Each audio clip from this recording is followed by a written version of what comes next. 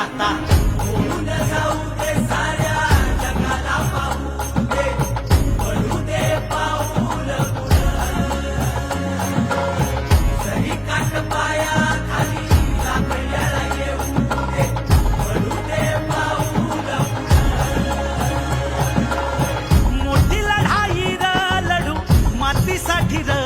गड्या मनगटाचं जोर लावून दाटला जरी अंधार एकजूट होऊ आज दिवा देऊ तेज धावलं